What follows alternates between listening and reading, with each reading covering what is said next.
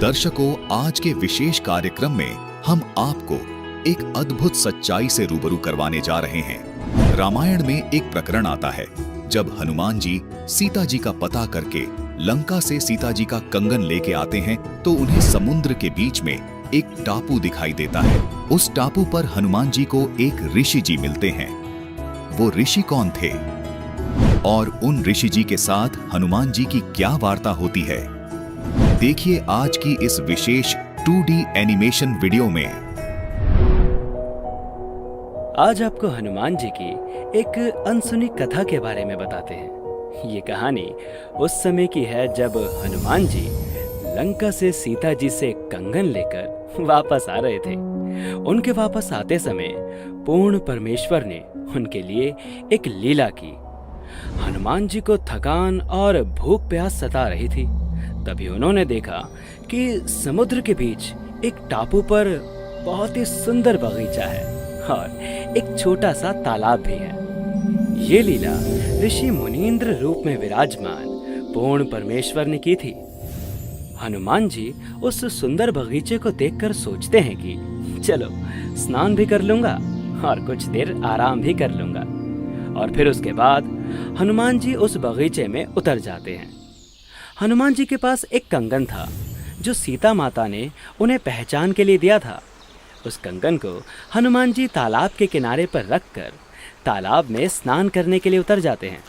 हनुमान जी स्नान करते करते भी एक नज़र उस कंगन पर रखे हुए थे, लेकिन फिर भी एक वानर उस कंगन को उठाकर भाग जाता है और हनुमान जी उससे कहते हैं, अरे ये क्या, रुको। वानर उस कंगन को मुनींद्र ऋषि के पास रखे घड़े में डाल देता है। हे राम, चलो यहां से तो निकाल लूंगा। अगर ये वानर कंगन को समुद्र में डाल देता तो नाश हो जाता। हनुमान जी जैसे ही घड़े के करीब जाते हैं और घड़े से कंगन निकालने के लिए हाथ बढ़ाते हैं तो देखकर चौंक जाते हैं। ये क्या, इसमें तो बहुत सारे कंगन पड़े हैं। जो कंगन मैं लेकर आया था वो कंगन कौन सा है? प्रणाम हो महात्मा जी, किसी बंदर ने मेरा कंगन आपके इस घड़े में डाल दिया है। कोई बात नहीं बेटा, निकाल ले जाओ। लेकिन ऋषि जी, इसमें तो पहले से ही बहुत सारे कंगन हैं। जो कंगन मैं लेकर आया था इनमें से वो कौन सा है? भले आदमी, आपका कंगन है और आप स्वयं ही नहीं पहचान पा रहे। ऋषि जी, आप तो जानते ही होंगे। दया कीजिए, मेरी पूरी मेहनत बेकार हो जाएगी।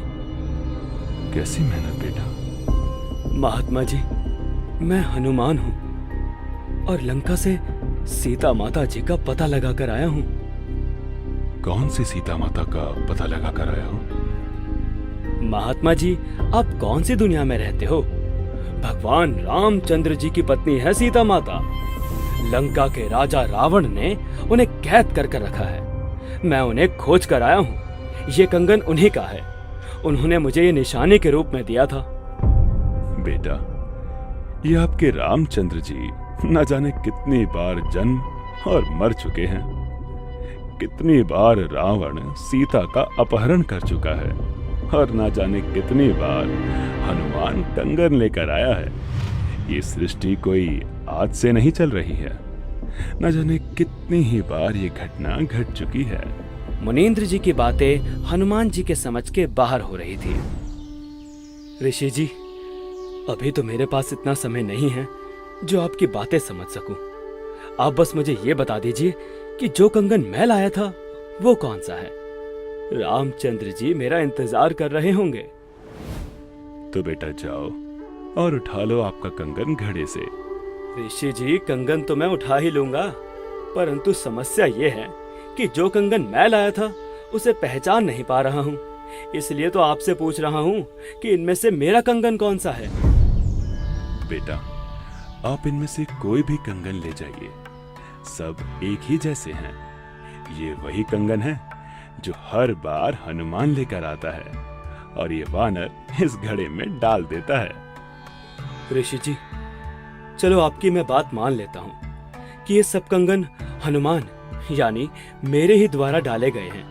लेकिन हर बार हनुमान इन कंगनों को लेकर भी तो जाता होगा, इसमें थोड़ी छोड़ जाता होगा। हाँ बेटा, लेकर भी जाता है, लेकिन इस घड़े में ऐसी शक्ति है कि इसमें कुछ भी डालो तो उसी का एक प्रतिरूप इस घड़े में तैयार हो जाता है। आप चाहो तो प्रयास करके देख सकते हो। इतना सुनकर हनुमान जी ने पास रखी एक कटोरी उठाई और उस घड़े में डाल दी। कटोरी उस घड़े में डालते ही उस कटोरी का प्रतिरूप घड़े में बन गया। देखकर हनुमान जी को बहुत आश्चर्य हुआ और ऋषि जी की बात कुछ सच लगने लगी। लेकिन सोचा कि अभी तो चलता हूँ, बाद में कभी बात करेंगे। हे ऋषि जी, आप कौन हैं? आपका नाम क्या है? मेरा नाम मुनींद्र ऋषि है। इसके बाद हनुमान जी उस घड़े में से एक कंगन उठा लेते हैं और श्री रामचंद्र जी के पास जाने के लिए छलांग लगा देते हैं। थोड़े समय बाद श्री रामचंद्र जी का युद्ध रावण के साथ होता है और श्री रामचंद्र जी उसमें जीत जाते हैं और सीता माता को अयोध्या वापस लेकर लौटते हैं। वनवास पूरा होने के बाद जिस समय श्री रामचंद्र जी का राज तिलक हो रहा था, उस समय माता सीता ने हनुमान जी को अपने गले से निकालकर सबसे कीमती मोतियों की माला दी। माता सीता से मोतियों की माला लेने के बाद हनुमान जी ने उस माला को तोड़ दिया और मोतियों को फोड़ फोड़ कर देखने लगे। हनुमान जी को ये करता देख माता सीता को क्रोध आया और हनुमान जी से वो बोली, हे हनुमान, तूने ये क्या किया? तू जानता है ये माला कितनी कीमती थी। तू रहा वानर का वानर ही, तो जंगल में ही शोभा देता है। ये सुनकर हनुमान जी को बहुत बुरा लगा और वो मायूस हो गए। माता जी, मुझे इन मोतियों से क्या काम था? मैं तो ये देख रहा था कि यदि इन मोतियों में राम का नाम हो तब तो ये मेरे काम के हैं, वरना ये कंकर मेरे किसी काम के नहीं हैं। सीता जी के इस बर्ताव से हनुमान जी अयोध्या नगरी से चले गए और जंगल में एक पहाड़ी पर जाकर बैठ गए। हनुमान जी को बहुत दुख हुआ कि मैंने क्या नहीं किया इनके लिए, और आज इन्होंने मुझे एक छोटी सी बात पर इतना लताड़ दिया। हनुमान जी के अयोध्या से लौटने के उपरांत कुछ दिन बाद हनुमान जी की भेंट एक साधु से होती है। राम राम भाई हनुमान। राम राम महात्मा जी, आइए बैठिए। और सुनाओ हनुमान। महात्मा जी, अयोध्या में भगवान रामचंद्र जी आए हुए हैं। भाई, हम तो उस राम के भक्त हैं जो कभी जन्मता मरता नहीं। वो कभी माँ के गर्भ से नहीं जन्मता।